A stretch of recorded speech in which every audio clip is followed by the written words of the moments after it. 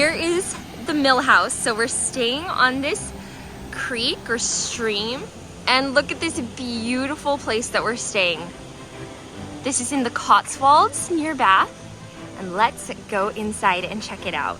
Okay, I don't even know how old this building is, but it's obviously very old and it's got so much character. So we've got this main sitting room with these old beams. And then this is the kitchen in here, which has been updated. Hi guys! We're checking out the kitchen. The stove is hot. Is it one of those? It's one that's always hot. Yeah, it's just like permanently. That's cool. And we've got this really cute dining room and like a little reading nook here. Oh my goodness, this place is just so cute. And there's the water. All right, let's go back through. Okay, what are you gonna bake us, Ginny? I don't know. I don't know how to close the oven. So it's not gonna bake very well. I feel like we have to make something in this oven. Here's another sitting room, like the living room, I guess. And this is such a cool old fireplace we used to have with these really interesting old wooden beams. Pretty cool. But then we have modern amenities, like a bathroom over here. And then we can go upstairs. So there are 3 levels. Here's another cute room. I don't know who's staying in here, but somebody else is. And another cute bathroom, looks like. Oh my goodness, that tub is so cute. Even the toilet. This is weird that I'm showing this, but look how decorated that is. It's so fancy. Everybody's so posh here. And then our room is upstairs on the 3rd floor. This is our room right here. And we've got all these wood beams in here. Hi, Ginny. Hi. I want to know how old this house is. Let's go find out. We have a view right out our window of the water.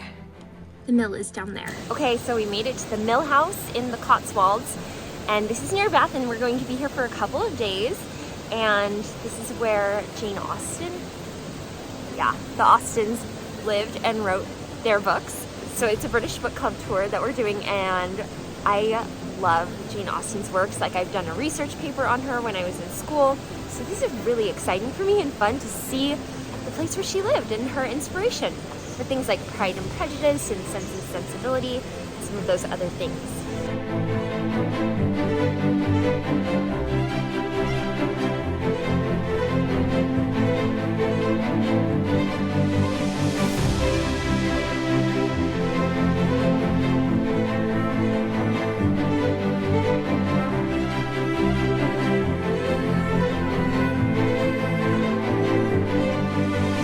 How tall are you, Ginny? 5 foot.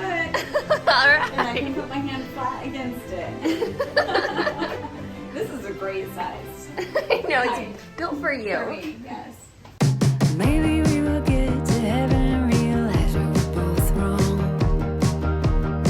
Who could throw the sharpest stone, build the biggest throne? Is there really a winner if we all have broken bones? Maybe we will get to heaven and realize we were both wrong. We're all just like this, so why we all exist? Everyone's Arminian and everyone's a Calvinist. Can we tell God from a man-made king? Can we tell love from a promised ring? Can we tell the kingdom from the kingdom when we lay our head down at night? Gunshot smoke clouds the air I bleed. I'm tired of fighting wars if you're a casualty. Can we tell the kingdom from the kingdom when we lay our head down at night? You are my country. You are my land. You are the line I'm drawing in the sand. And maybe we will get to heaven and realize we were both wrong. We were told to take a side of which evil felt more right. Will I really find a savior on one side of a party line? Can we tell God from a man-made king? Can we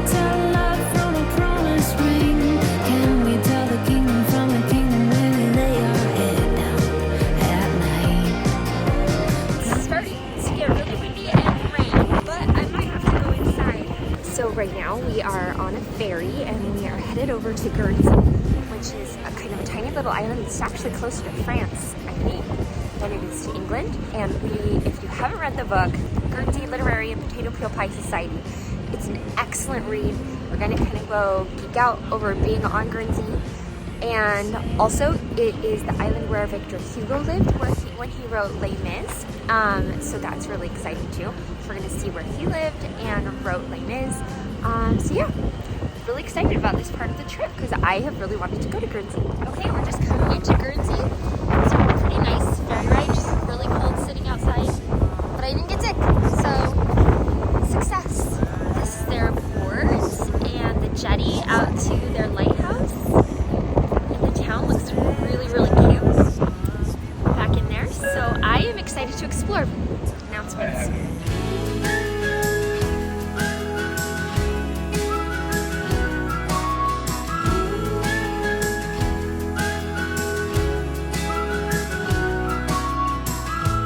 You let me in, open my mind, and set me free.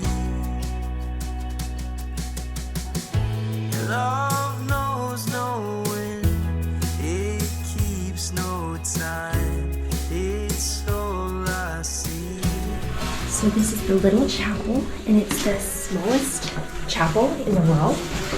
And it's decorated all over with broken pottery and shells from the island of Guernsey. The people of Guernsey donated their pottery in order to decorate this little chapel, and it's teeny tiny.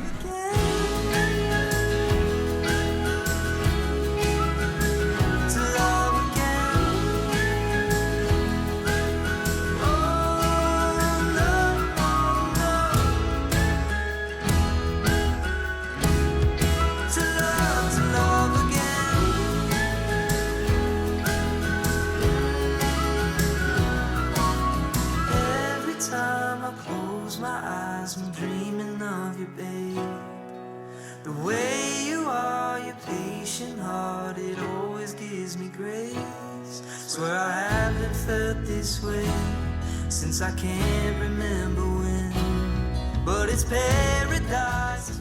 So the tide in Guernsey has a swing of 33 feet, which is a huge swing. This is my ice cream cone. I got vanilla because our tour guide said that the Guernsey cow is famous and you can really taste the flavor of the cream better with the vanilla, and she's not wrong. It's super delicious. Okay, this is called Guernsey Gauche, and it's their bread here that has, it's like a tea bread that has sultanas or raisins in it with Guernsey butter on it, which is why it's so yellow. Their cows give Avon yellow butter. Go for it. Take one. Okay. Try it. All right, Tell me ready? what you think.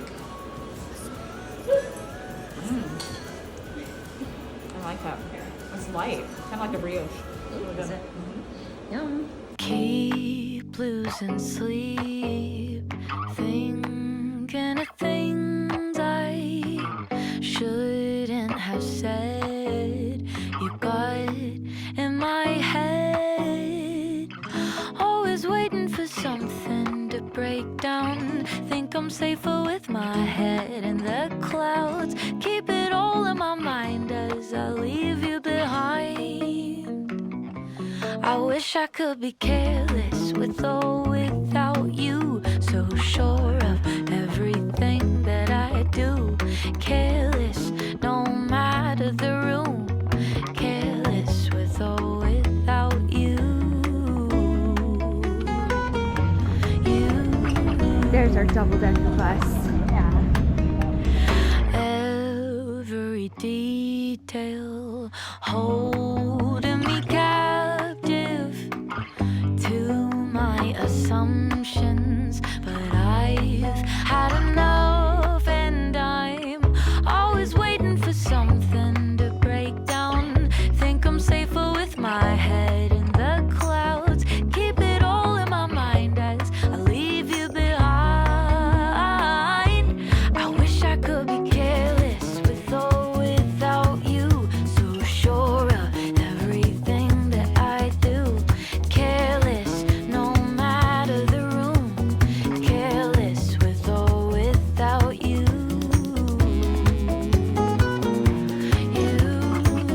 got fish and chips, and we've got a steak pie. Right? It's steak. Yes. Steak and like mushroom. So excited. We're eating at the Red Lion. Red Lion, yes. This is nice though because there's like nobody on the bridge. We've got it all to ourselves. Yay! Don't run into runners. Wondering if you're worried about what I'm worried about. I'm careless with or without you. So sure of everything that I do. Careless, no matter the room. Careless with or without you. Careless with or without you. So sure of everything that I do. Okay, this is our view from our hotel room. There's Big Ben and the House of Parliament. There's the London Eye, and there's the River Thames. And it is a beautiful evening and a gorgeous view. Okay, there's Big Ben at nighttime, and I'm pretty sure I just saw Peter Pan fly by it. Second star to the right and straight on till morning. Come on, everybody. Here we go. Up to Neverland. We're riding the tube. We're on the Piccadilly line heading into London to go check in our hotel. And then today we're going to the London Eye and Westminster Abbey. Anything else today? Yeah, we're gonna go to King's Cross Station. Up from 9 3/4, obviously. Okay, we're walking through the tube, trying to find the Northern Line. Where'd we just go? Platform 9 3/4. No, we're official now. Let's go on to Portugal, where it doesn't rain. Let's get lost in Paris. We can take the train. Then we'll go to Portugal, where it doesn't rain. 'Cause I would go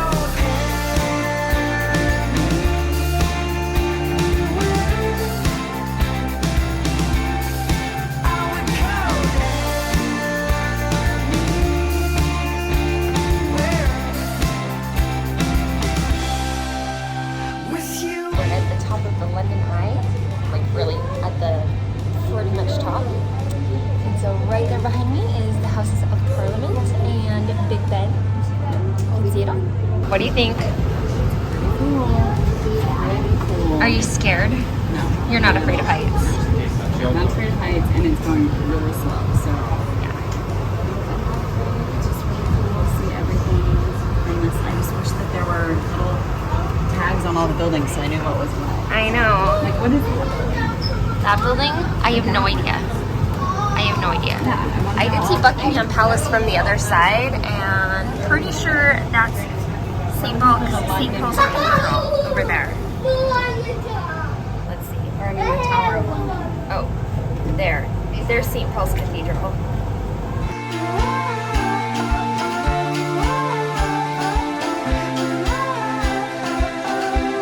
Cause I would go anywhere.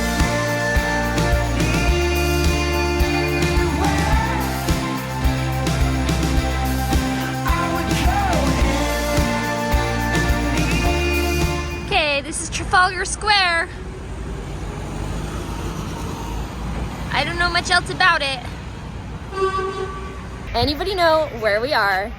Here's the spot. Anybody got an idea?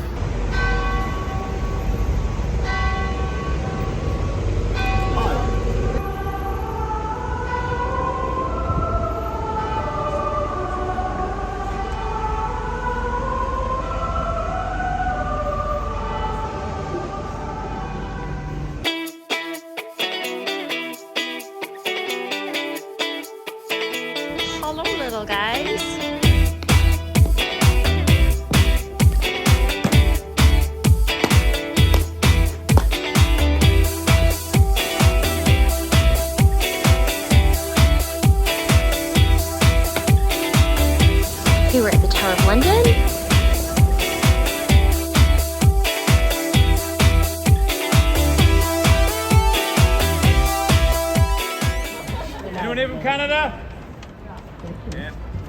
Europeans here? Nope. Anyone from London? Nope. Any train drivers here?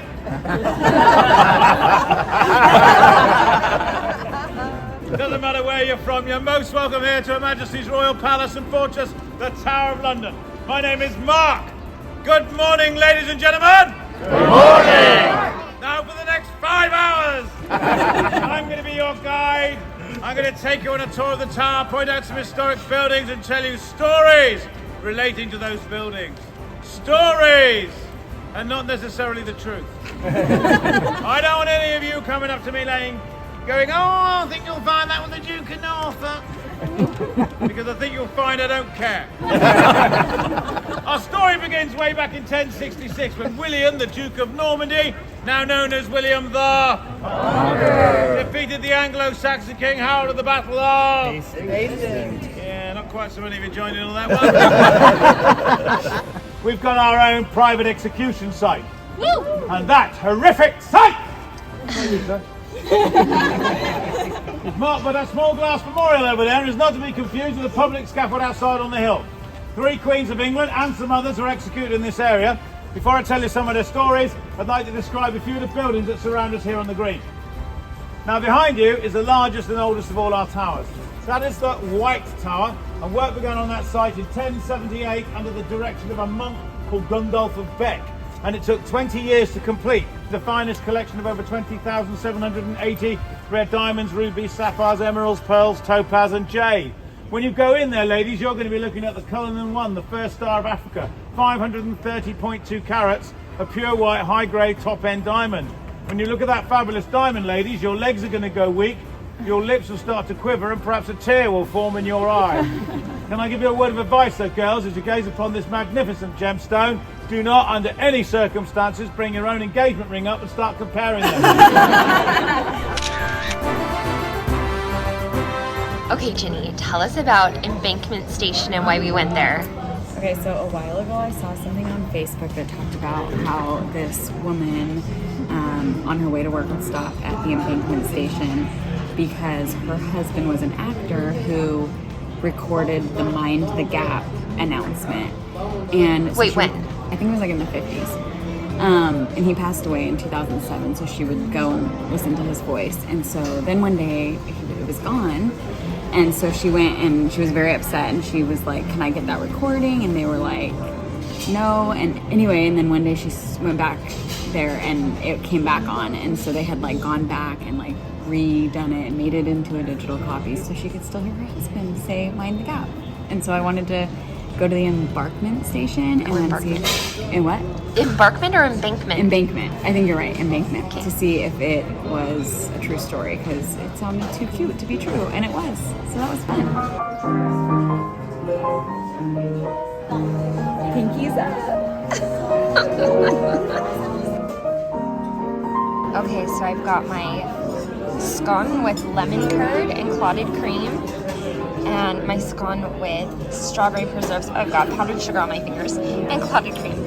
We'll see how they are. Ginny's eating her scones. Delicious. Okay, we're in Fortnum&Mason, and look at all of the marzipan and marshmallows. I'm like dying. This is like heaven for me. We've got candies, chocolates, and it's so big.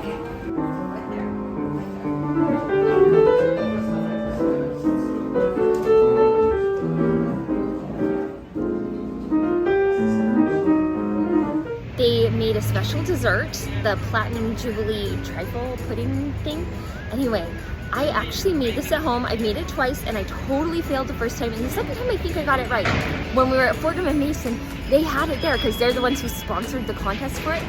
So I got one. So I'm gonna try it here and see how it compares. So this is the dessert and it has a bunch of layers. So at the bottom is a lemon Swiss roll. And then a layer, it's called St. Clement's jelly. And it's like a mix of orange and lemon. And then a custard layer, a mandarin coulis layer, a whipped cream layer, and amaretto biscuits with white chocolate with mixed peel, which is like candied lemon and orange peel. I'm just making this work. We're just waiting while everybody's at the grocery store. So I'm gonna take a bite. I'm going to try to get some of everything. This bite is massive.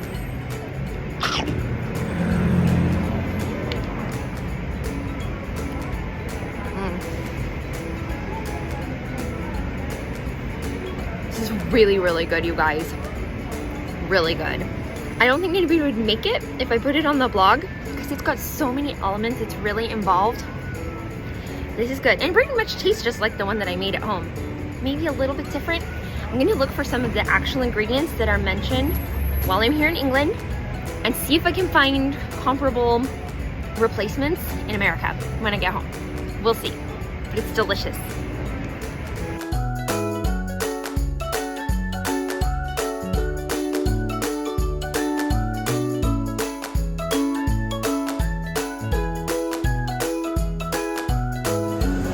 How is it? Good. Is it good? Sure, I'll try. It's really sunny today, but we're in Oxford, so let's go for a little walk in Oxford. We're on New College Lane.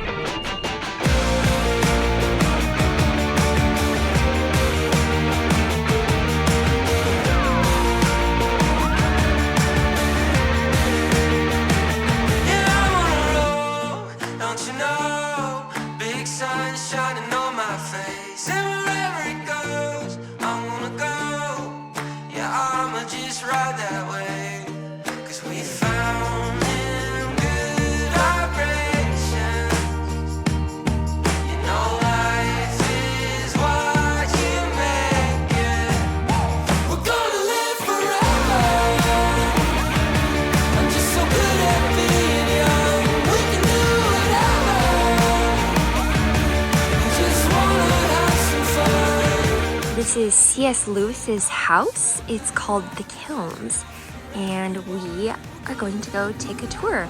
It's so beautiful out here in the gardens.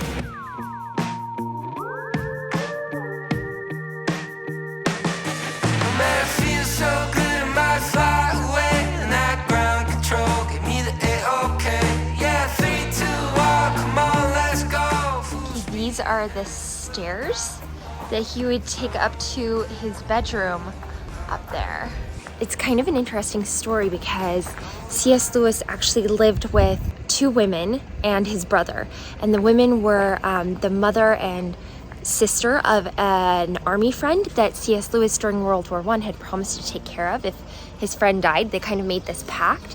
And his friend did die. And so C.S. Lewis lived with these women and helped care for them through the rest of his life. And so they bought this house together, like as a group, and the mother, Mrs. Moore, lived in the room next to C.S. Lewis. And the only way to the rest of the house was for C.S. Lewis from his bedroom was to walk through her room, which would not be proper. So he had this door put in on the outside of his room and this little staircase built so that that's how he would access his bedroom, and he'd go down outside the house and around to get into the rest of the house, to the kitchen and the other common areas of the house. Pretty interesting, right?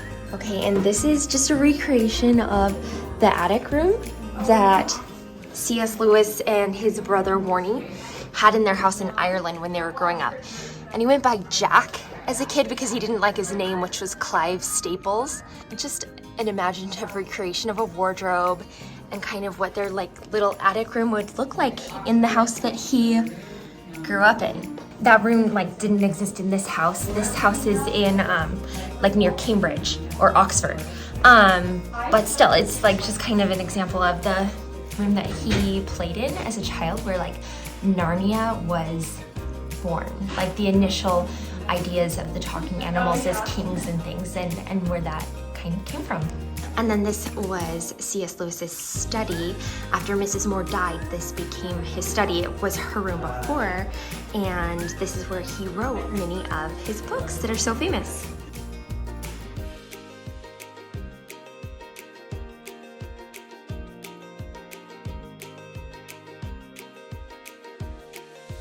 We're in the town of Rye, and it's so cute. And I was walking along, and I saw this tiny little passage. This says Farthing House Needles Passage. Does this not look just like the entrance to Diagon Alley or some other place out of the Harry Potter world? It's so cute. I can't even handle it. So cute. Cute little shops here. The colors that all shine for you. Neon, he's on to something smarter.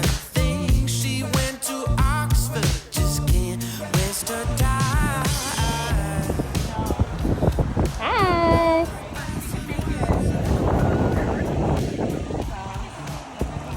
We have to walk way out here because the tide's way out. See that ferry right there? We're at the cliffs of Dover.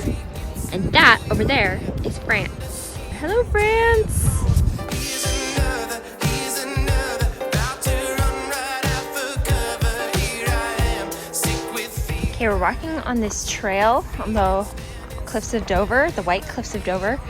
And Paul would not like this, but I'm right on the very edge. And there's the ocean. And there's France. And there's a view of some of the cliffs. But I'm right here on the edge. Okay, let's keep walking. And it's really beautiful here. It's kind of towards evening, but look at those cliffs behind me. It's stunning. Just the views here are just crazy and insane and beautiful.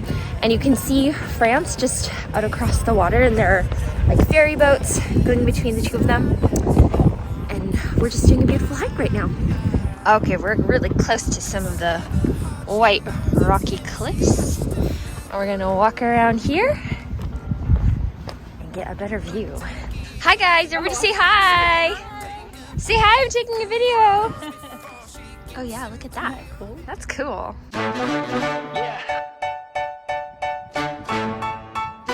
You know we do it right.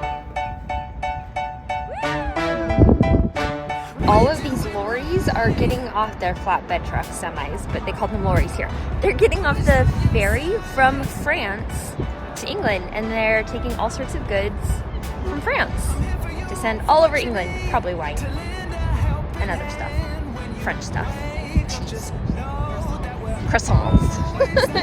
it's the cheese and the wine. Cool though, huh? We do it right. Always on your side. Tell us about your English breakfast. This is the best. Bacon, eggs, sausage, baked tomato, roasted tomato. It's a pan-fried tomato. Pan-fried tomato. I know. So How the good best. this looks. I kept thinking she was saying we do our best, but it's actually an acronym for the breakfast. So very English. We just don't have tea because we're not really sure how to drink tea yet. We need to be educated. It's not before we tea can time, do it. it's not- breakfast time. Oh, they don't have tea at breakfast? I don't know. We'll find out. Hi. Hi. So, day 2, driving in England. Yesterday we had some adventures. We got pretty lost, and we had to call Ginny's husband to figure out how to get the car in reverse when we got stuck We going couldn't the wrong figure way. this thing out. Apparently you have to lift that Yeah. to reverse. So we had no idea. So we're like stuck and trying to find a manual, and we're like, let's just call Jason. He'll know. So sure enough, he did. He saved us. So now we're on our way to Stonehenge, and we're trying not to get in any accident today. We didn't get in any yesterday either. So we just left the Cricket Field House in Salisbury where we stayed, and it was really, really cute. I wish we had more time there. They had this cute continental breakfast. We had crumpets for the first time. I burnt my my croissant going through the little like toaster oven. That did not work. It was like smoking and I had to like quickly grab it out. And then they had a hot breakfast, the best, which was bacon, eggs, sausage, and pan-fried tomato. So that was new for me, and it was good. Everything was really nice. We had this, Helen was our lady, our concierge there, and she was super sweet and gave us an Indian food recommendation that was so good last night. So yeah, it was a really cute place to stay. Hey guys, I'm at Stonehenge. I am in England with my friend Ginny, and we are doing a tour, and we're at Stonehenge today. We came a couple days early just so we could come check this out. And it's really actually pretty fascinating and cool to see, even though nobody really knows what it's for, right? But turns out we're here like the day before the summer solstice, so they're setting up to do like a whole bunch of things here, so it's a really cool time here to be at Stonehenge.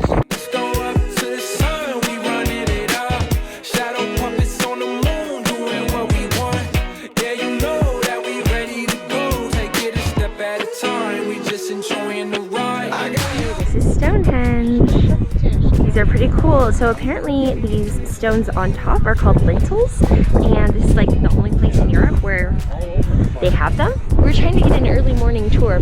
We couldn't get one. So we're here at 9:30. It's still really cool though. My crew, my tribe, we super duper fly. Oh wait, oh I really think it's time. Let's go up to the sun. Totally baffling. Say it with a British Brilliant. Very well. It's just fields out here. Just fields in the middle of nowhere. So cool.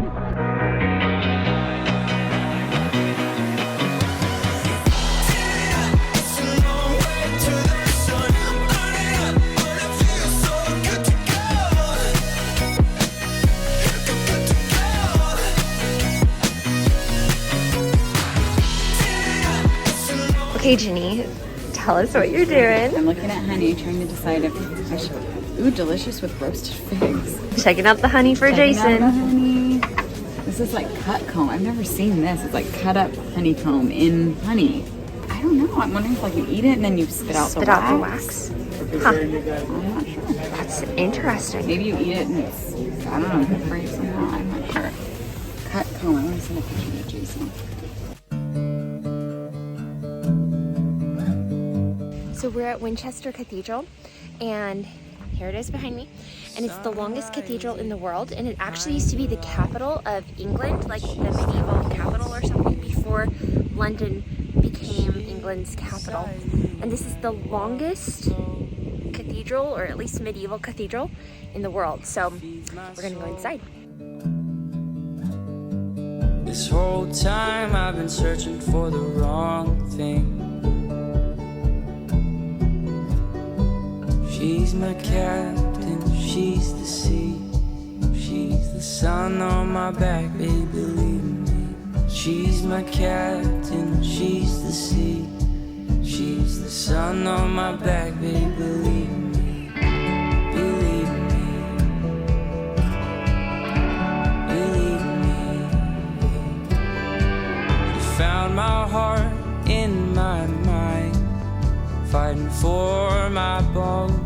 I found a farmer's market in Winchester. I love farmer's markets, and an English farmer's market is so much fun. So I found a baker who had all kinds of things that I've seen on Great British Baking Show, and I'm so excited to try a bunch of them. So I've got a treacle tart, I've got a Bakewell tart, I've got a Biscoff cake, which I haven't seen on there, but I love Biscoff. So we got like a cherry and almond slice, sausage rolls. What else did we get? I don't know, we got a whole bunch of things, and we're going to share them. Oh, a quiche. And then we got a bunch of British berries, like loganberries and tea berries, and gooseberries, and cherries from the Isle of Wight, and they really are amazing. They're so good. So, time to eat.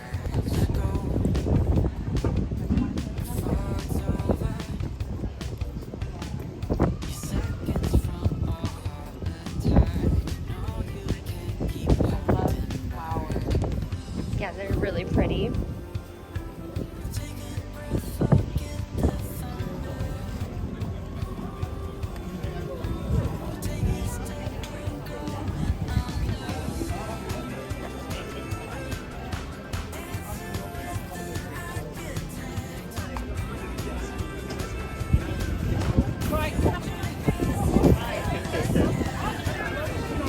Here's a beautiful English garden.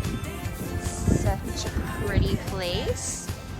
We're at Jane Austen's house, just strolling through her lovely gardens. And that's Jane's house, where she lived for 8 years and wrote most of her most well-known novels. It's so pretty.